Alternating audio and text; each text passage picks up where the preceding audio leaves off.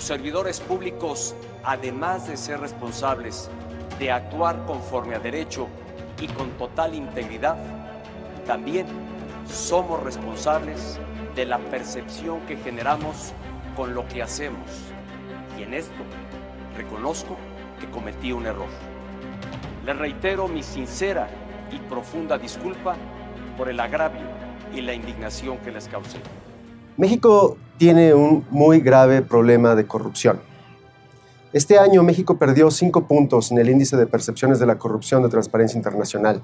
Esto coloca al país pues muy por debajo del resto de sus competidores regionales: Brasil, Argentina, Chile, Perú, Colombia. Y el problema es que este no es un resultado anómalo. En realidad viene a confirmar una realidad que hemos una y otra vez constatado en montones de estudios comparativos. En 2015, el Banco Mundial reprobó al país en su índice de buen gobierno. El año pasado, México terminó en lugar 32 de 37 países latinoamericanos en el índice de buen gobierno del World Justice Project. Y la pregunta es, ¿por qué habrían de preocuparnos estos números? ¿Qué nos dicen del país? Bueno, de acuerdo con algunas estimaciones, México pierde cada año el 10% de su Producto Interno Bruto debido a la corrupción. México es la 15ª economía del planeta. Es decir, cuando hablamos del 10% del Producto Interno Bruto mexicano, hablamos de cantidades astronómicas de recursos que se pierden año con año debido a la corrupción. Así de cara es la corrupción en México. Por otro lado, la corrupción también tiene una parte más cotidiana. Un estudio, por ejemplo, de Transparencia Mexicana reveló que las familias mexicanas destinan 14 centavos de cada peso de ingreso al pago de sobornos.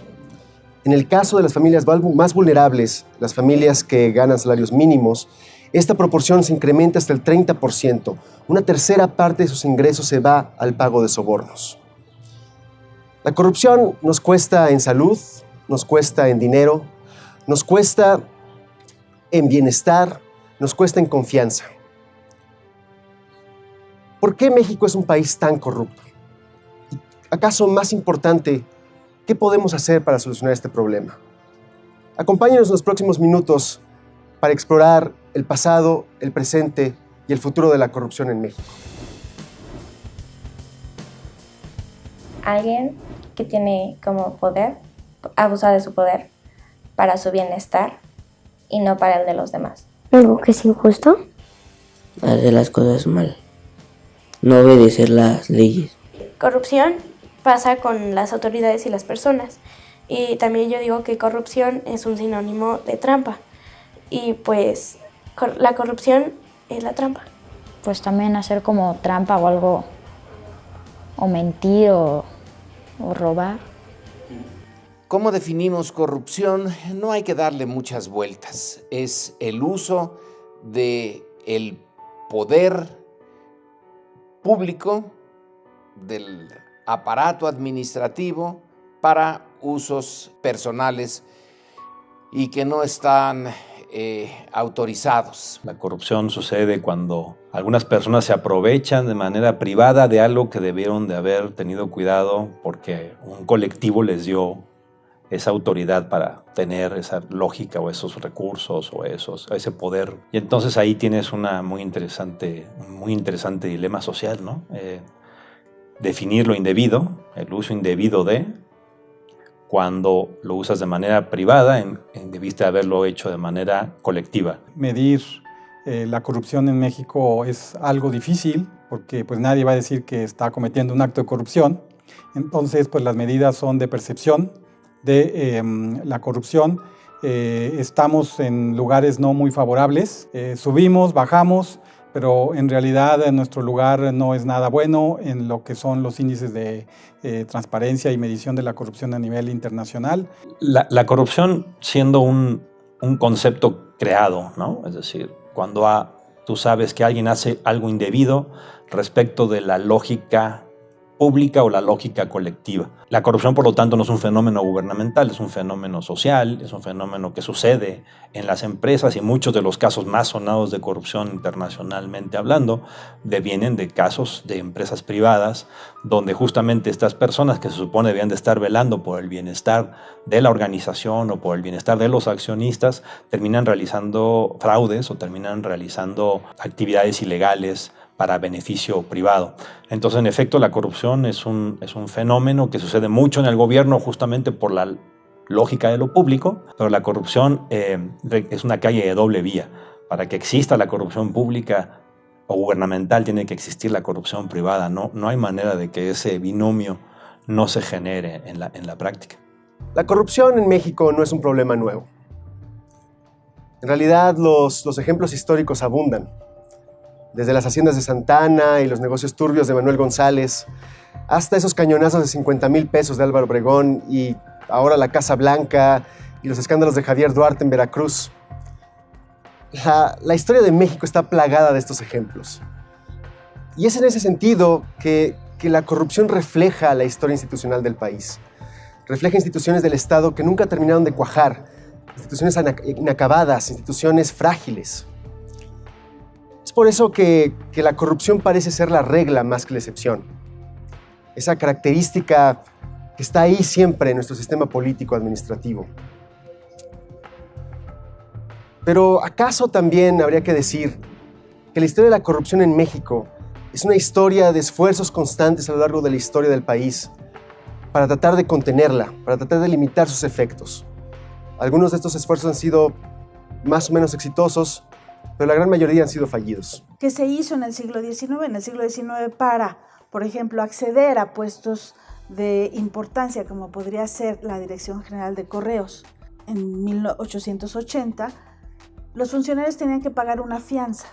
Era una suerte como de reconocimiento, de que podían incumplir, podían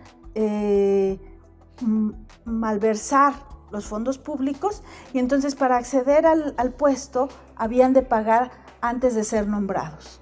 El Estado Nacional mexicano va a tardar mucho en formarse. Todo el siglo XIX es un intento de darle forma a esto. México nace a la vida independiente sin tener un Estado fuerte y sin ser una nación.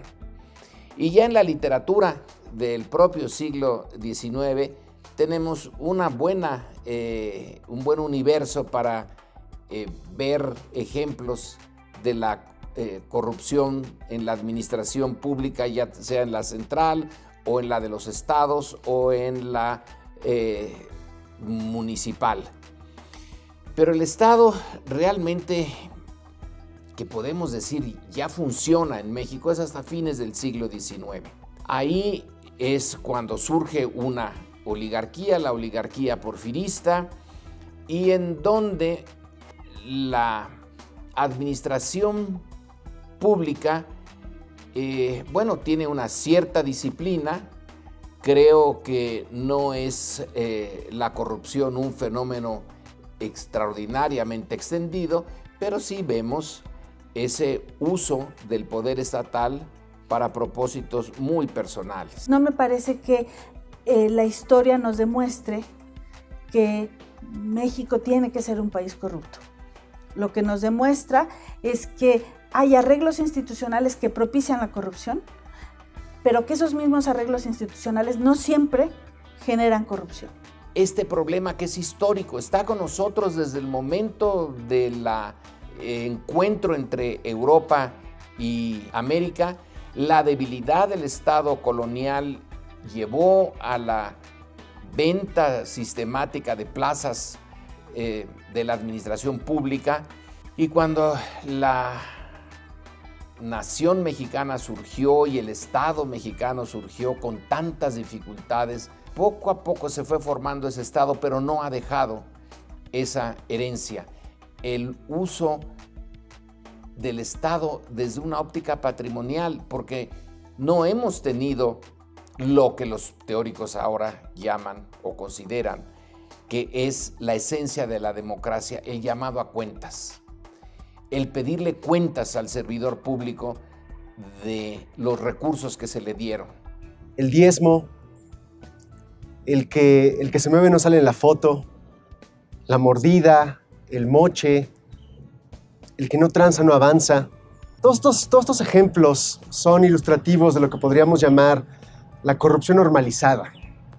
Es decir, de esa condición que es a un tiempo normal, cotidiana, aceptada en México. ¿Quiere decir esto que los mexicanos somos corruptos culturalmente? Es decir, que existe algo en nuestra cultura que nos hace particularmente propensos a la corrupción y que por lo tanto exime de responsabilidad a los individuos, a las instituciones y particularmente a aquellos que se supone que tienen que implementar la ley. Habemos quienes decimos que no es así. Sin embargo, hay quienes opinan distinto. El combate a la corrupción debiera partir de reconocer que es un asunto de orden cultural.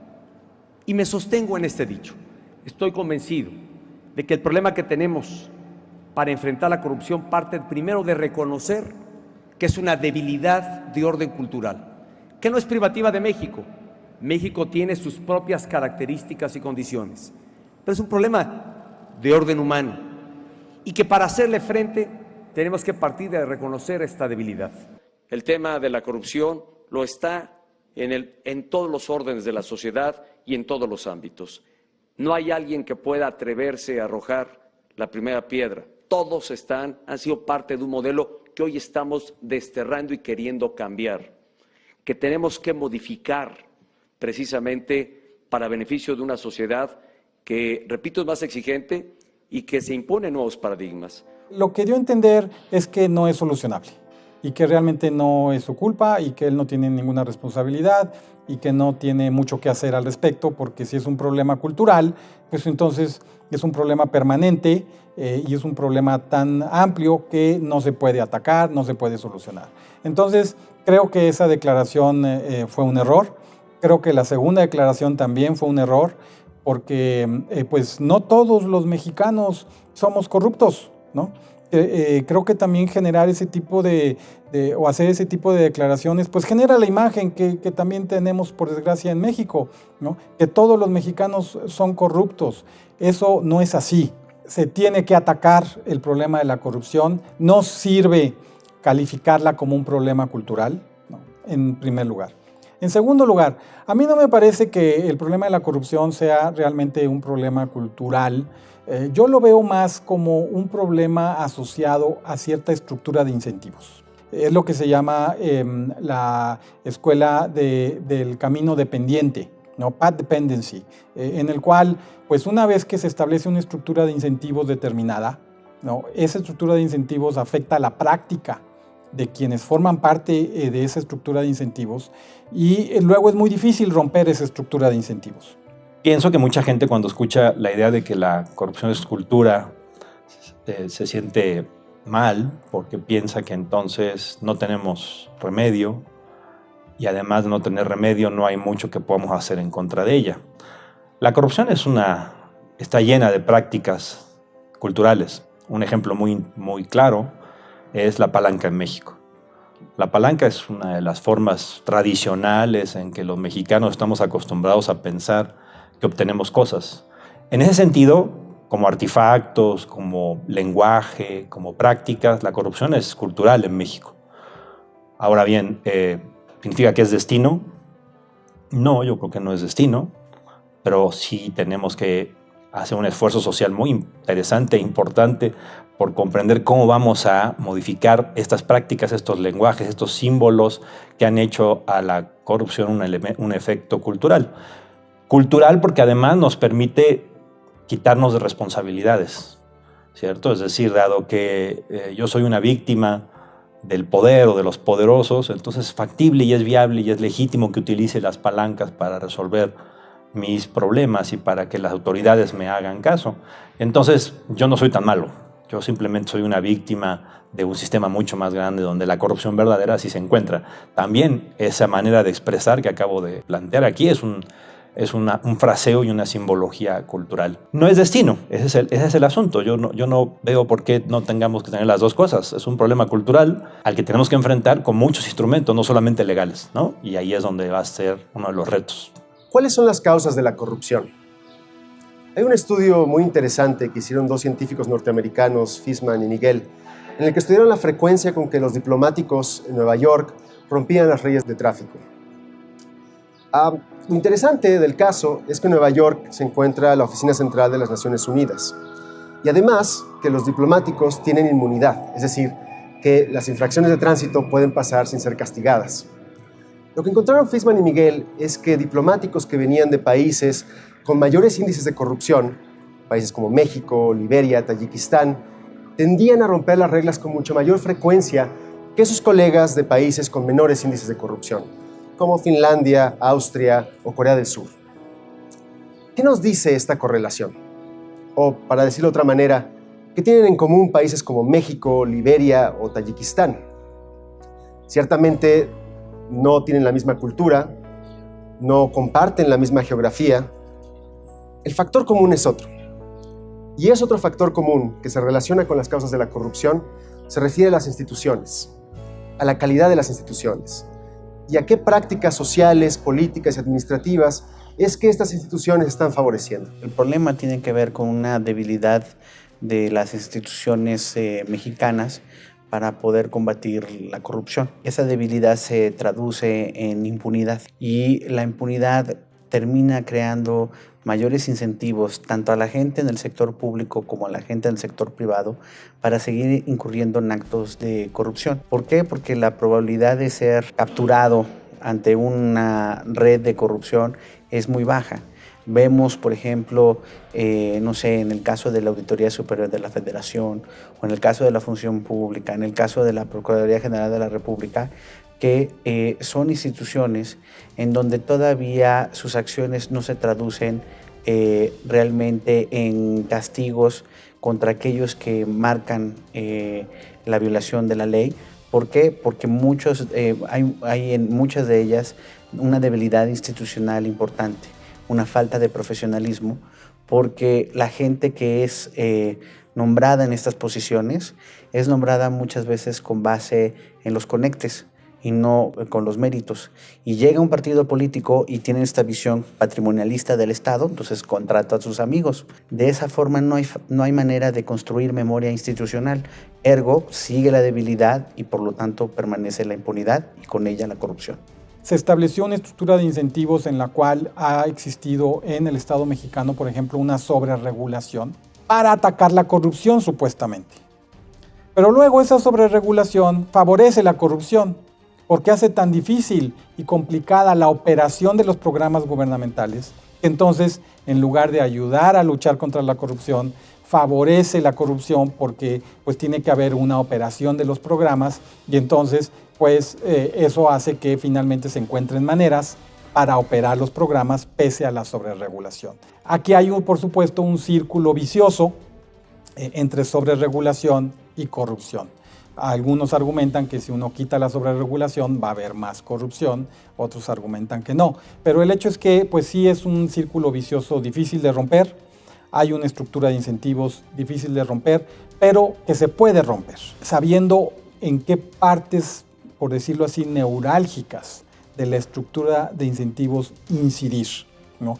¿Cuáles son entonces las partes que pueden tener efectos multiplicadores cuando se actúa para atacar la corrupción? Pues es un problema muy grave en el país porque justamente hemos desarrollado un sistema en el cual las autoridades o lo que definimos como las autoridades tenemos la imagen y tenemos probablemente la realidad de que estas autoridades están ahí para beneficiarse ellas mismas y no para el beneficio de lo público. Y eso lo consideramos algo normal, o por lo menos algo inevitable. Y entonces, como es inevitable, es totalmente legítimo que nosotros como sociedad utilicemos instrumentos informales y usemos prácticas informales para resolver nuestros problemas, dado que las autoridades no podemos confiar en ellas porque no son imparciales y sabemos que no lo son y ellas saben que no lo son, y entonces el juego social es muy interesante porque yo sé que no soy imparcial como autoridad y tú sabes que tienes que jugar un juego como sociedad de tal manera que tienes que participar con estrategias y con prácticas específicas para resolver tus dilemas. Y entonces tenemos lo peor de los mundos, porque tenemos un sistema que se ha acostumbrado a la corrupción, donde la sociedad sabe que la corrupción es mala, pero sabe que si no utiliza ciertas prácticas y ciertas estrategias para resolver sus problemas, no obtendría nada, no puede confiar en las autoridades, y luego las autoridades cínicamente nos dicen que es algo normal, y que está bien que ese juego se genere porque pues, todos estamos involucrados en la corrupción. Los costos son muy altos, ¿no? Porque entonces tenemos autoridades que legítimamente se quedan con recursos públicos, y legítimamente me refiero socialmente hablando, y luego tenemos una sociedad que tiene que reaccionar ante eso, no reprobándolo, sino aprendiendo a jugar el juego de la corrupción para obtener lo que quiere. Yo creo que es una trampa social terrible en la que nos encontramos. En el sector público, por desgracia, hay prácticas generalizadas, por ejemplo, de que un contratista, ¿no?, tiene que otorgar un 10% adicional del costo de la obra a quien designa la obra, ¿no?, a quien decide otorgar un contrato de distintos tipos de obras. Es una práctica, por desgracia, bastante generalizada, que tiene que haber un sobreprecio. Ese sobreprecio va a quien decide otorgar ese contrato, y eso nos cuesta a todos, porque eso se paga con los impuestos que todos pagamos. En teoría, en las leyes mexicanas, por un lado, pues hay la corrupción en el mal uso de los recursos públicos o el mal uso de las facultades del gobierno, el tratar en el ámbito económico, por ejemplo, en el ámbito de la obra pública o de las contrataciones, lograr contratos mal habidos en condiciones desfavorables y abusivas para el Estado y demás. Todo ello en las leyes se castiga. El problema es que en la práctica, cuando uno observa los resultados de las investigaciones de instituciones como las mencionadas, vemos que la Auditoría Superior de la Federación determina multas importantes por el mal uso de recursos federales, e incluso ha iniciado una serie de denuncias contra servidores tanto locales, estatales como federales que han incurrido en este tipo de prácticas. Pero si uno observa el resultado final de esas denuncias y ve el seguimiento que la Procuraduría General de la República, encargada como Ministerio Público de dar seguimiento a estas denuncias, pues prácticamente nadie ha sido castigado. Es, insisto, en ese sentido, uno lo que dice el papel en términos del tipo de corrupción que es castigada, y otro lo que en la práctica lamentablemente ocurre. ¿Va usted a huir? Por supuesto que no, me quedo en Veracruz. Me quedo en Veracruz, Carlos. Esa es una pregunta muy importante y qué bueno que me la haces. No es un tema de huir, es ni va al a huir, revés. Ni se va a esconder. Es al revés. Es para dar la cara, es para enfrentar esta situación, y es para, sin soberbia lo digo, es para evitar que Veracruz siga estando en una coyuntura política y me permita a mí como persona, en lo individual, atender estas infamias, estas calumnias, estas denuncias que no tienen sustento, y de esta manera el poder esclarecer y dejar todo pues totalmente claro. Detectar y castigar la corrupción. Desarticular las redes de funcionarios y ciudadanos que incurren en actos de corrupción y prevenir que sucedan nuevos actos de corrupción son tareas complejas que demandan mucho esfuerzo e imaginación. Y me temo que no hay recetas fáciles, no hay recetas mágicas ni soluciones a las que uno pueda recurrir fácilmente.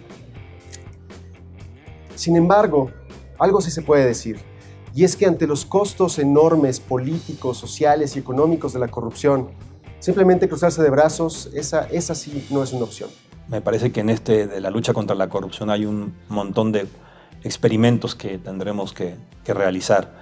Parece ser que, dado que la corrupción es una práctica social, entonces es claro que solamente instrumentos punitivos va a ser difícil que tengan resultados muy grandes en el corto plazo, porque a final de cuentas, por ejemplo, la corrupción es un fenómeno que está intrincado en muchas prácticas, y legalmente comprobar actos de corrupción es una de las cosas legalmente más difíciles que hay.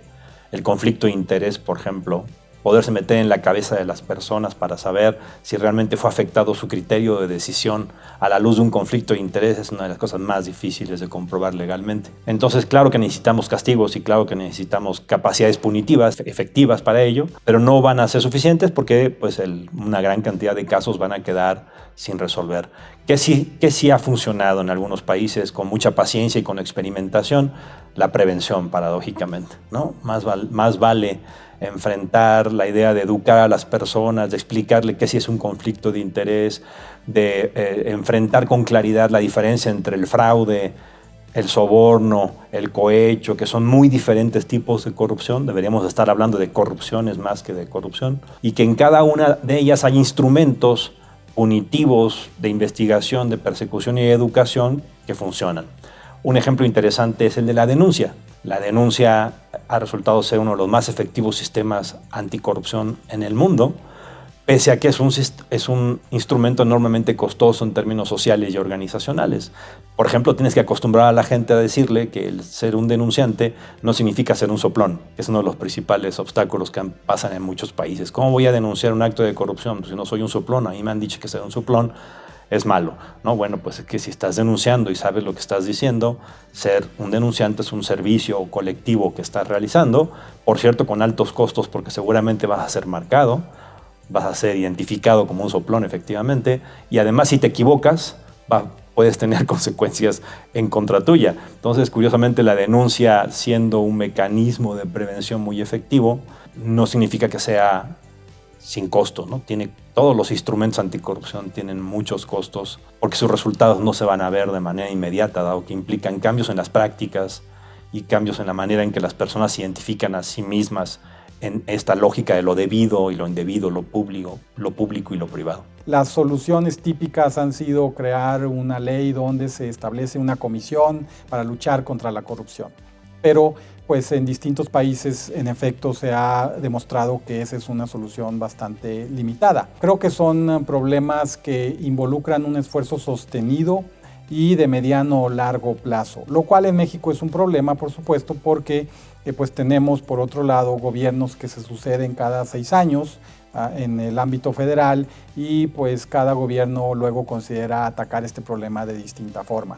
Pero bueno, en efecto, una de las soluciones quizás más efectivas es introducir un servicio profesional de carrera. ¿Qué es lo que hace un servicio profesional de carrera? Pues hace varias cosas en relación a distintos problemas. En primer lugar, porque genera, y quizás esto es lo más importante, genera lo que se llama una comunidad ética, ¿no? Regida por normas profesionales, ¿sí? Donde lo que se busca o lo que esa comunidad busca es el bien general, ¿no? El bien común, el interés general, como se le quiera llamar. Ese es el objetivo, no el beneficio personal, no el beneficio de grupo, de un partido político, de un grupo político, de un grupo social determinado. Cuando un servicio profesional establece el profesionalismo como una regla de ese servicio, ya está orientando el servicio público hacia el bien general. Y eso ya tiende a reducir la corrupción de manera automática. También se establece, por ejemplo, una evaluación del desempeño individual.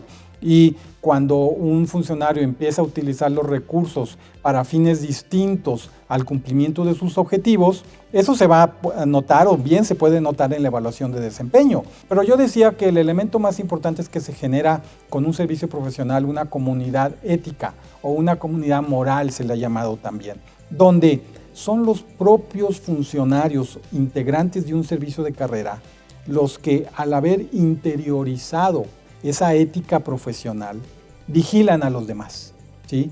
En los sistemas de carrera, cuando hay sistemas de servicio civil en distintos países, se genera el fenómeno llamado del silbato, ¿no? En el cual los que tocan el silbato, the whistleblowers, se denomina en inglés. Hay mucho más ese fenómeno en una sociedad o en un país, por ejemplo, en Estados Unidos, ¿no? Se dan muchos casos de, pues ahora sí se le diría, quienes tocan el silbato ante una situación de corrupción. y por lo tanto los funcionarios saben que pueden ser acusados por otros, saben que están siendo observados por otros, ¿sí? Y que pueden, insisto, ser acusados por otros funcionarios. Uno de los problemas que hemos tenido es la falta de articulación de las distintas instituciones del Estado mexicano encargadas precisamente para prevenir y combatir la corrupción. Esfuerzos aislados en donde, por ejemplo, la auditoría, una vez que presentaba este tipo de denuncias, no da seguimiento o no daba seguimiento adecuado a lo que la Procuraduría hacía con ellas para terminar las investigaciones y llevar los casos ante los jueces. Al establecer un sistema nacional anticorrupción, se establecen, por un lado, vínculos jurídicos mucho más sólidos entre estas instituciones, entre las distintas instituciones, el INAI, el Tribunal de Justicia Administrativa, la nueva Fiscalía Anticorrupción que se va a crear, la Auditoría Superior de la Federación y una figura nueva que es el Comité de Participación Ciudadana, que estará encargada junto con un secretario ejecutivo del Sistema Nacional Anticorrupción, de establecer parámetros para la evaluación de los esfuerzos precisamente de todas las instituciones que están encargadas de prevenir y combatir la corrupción.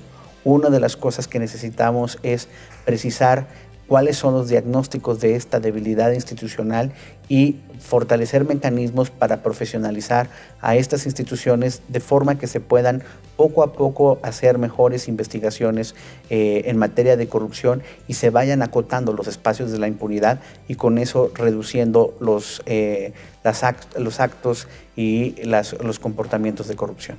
Estamos en el momento clave para poder lograr una verdadera, correcta nombramientos de los distintos funcionarios que tendrán que estar ocupando varios de los puestos de estas instituciones. A lo mejor no podemos transformar completamente en estos momentos a la Procuraduría General de la República, que eventualmente será la Fiscalía General de la República, pero lo que sí podemos empezar a hacer es crear, por decirlo de alguna manera, estas islas de excelencia de ministerios públicos, de agentes, por ejemplo, dentro de la Fiscalía Anticorrupción, que tendrán la tarea fundamental de llevar buenas investigaciones robustas que en ese sentido sean multidisciplinarias, porque el problema de la corrupción se tiene que abordar desde distintos ángulos.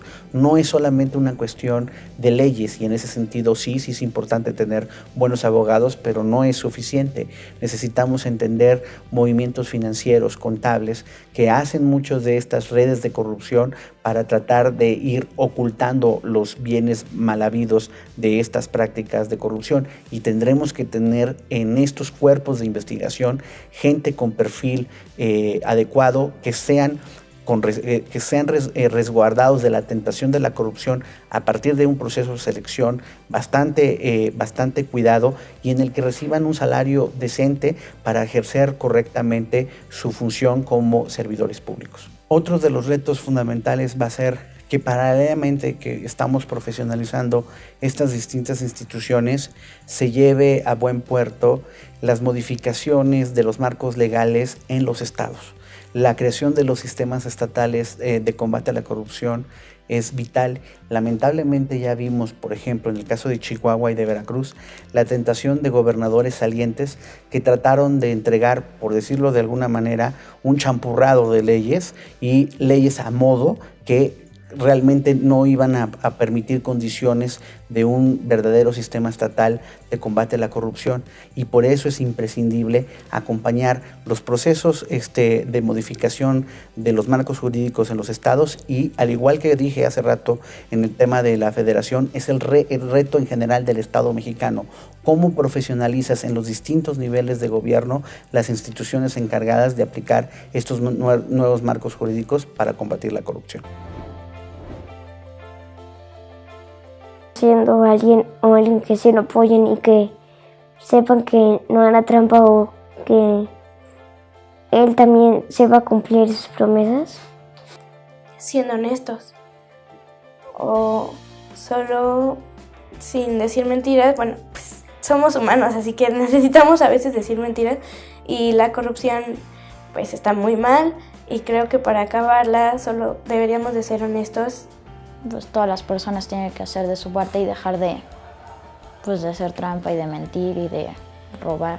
que cuando votan por el gobierno, que primero hay que averiguar que si son honestos, si sus valores son los que deberían ser y que si quieren mejorar al país y no solamente quieren dinero, porque, o sea, si eligen a un gobierno más honesto, yo digo que no habría tanta desigualdad y no habría tanta pobreza y México sería un mejor país.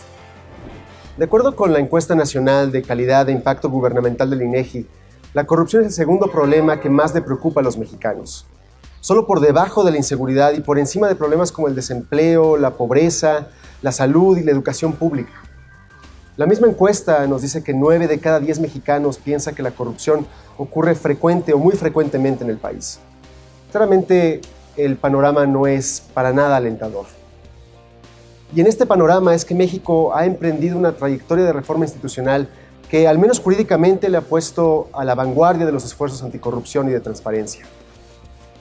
México ha diseñado nuevas reglas, nuevas instituciones y un sistema anticorrupción que es ciertamente novedoso, pero también muy complejo. Estamos ahora ante el reto de implementar nuevas instituciones y estas organizaciones que realmente son de muy reciente diseño. El trabajo es enorme y requiere de la corresponsabilidad de políticos, funcionarios, administradores públicos, partidos políticos, pero también requiere de los ciudadanos, de la academia y de la organización de la sociedad civil. Yo creo que es tiempo de una nueva historia para México. Una historia de gobiernos honestos, transparentes e íntegros, y de ciudadanos responsables y vigilantes. Hay quien cree que nuestro pasado determina nuestro futuro. Pero yo creo, y en esto no estoy solo, que en el tema de la corrupción no tiene por qué ser así. En este caso, origen no es destino.